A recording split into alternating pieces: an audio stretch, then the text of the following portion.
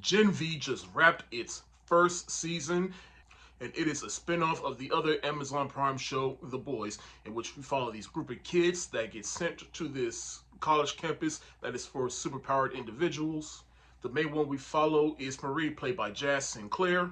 She gets acquainted with some superheroes, but together they discover that there's some other things going on beneath the school, such as torturing other superheroes and possibly coming up with a cure that will possibly eradicate all the superheroes in this universe. Now, of course, I love the show The Boys, but I have not watched any of its spin-offs. I have not watched that animated spin-off show that's on Amazon right now. I don't know why. It's one of those shows that just kind of flew under my radar. And so when I find out that there's a live action spin-off on the works, I'm like, that is interesting. Let me see how this goes.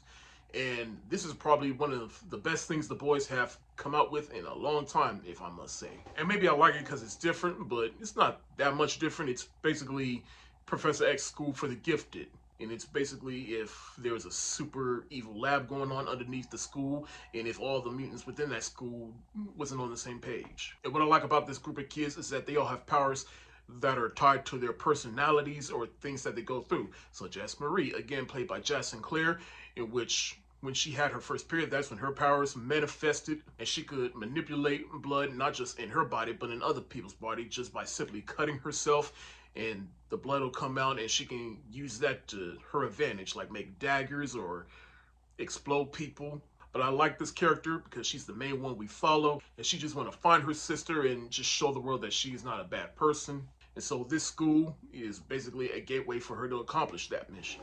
Then you have Andre, who has the powers of magnetic telekinesis. He's probably the one male character I like because he's the one that really knows what's going on. He's kind of like the leader of everybody.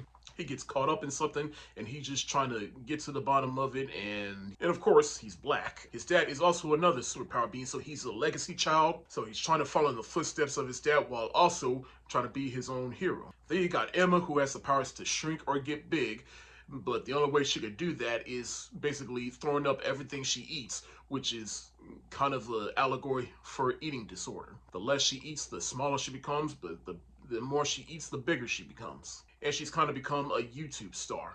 And she's also kind of a viral sensation, which is also an allegory for the generation of today. Then you have Jordan Lee, in which they have the power to change up their gender, and their powers change based off of what gender they switch into. Here, an allegory for trans people, complete with all the pronoun games, respectfully. Then you have Kate, who has the power of telekinesis and controlling people's minds and erasing minds. Of all the female characters, she's probably the second one next to Marie that I was interested towards the most because she has cool powers, and she's like Rose. She can't touch anybody because that's how she can use her powers, and she feels responsible for inadvertently killing her own brother just by telling him to go away, and he never came back. She's probably the most tragic character in this show.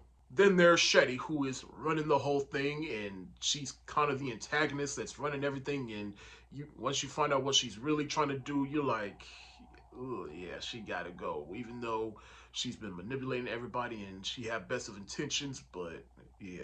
But what I like most about the show is how it expands the Boys universe, and everything that happened on the original show, it also happens here, and especially the aftermath of everything that happened at the end of season 3.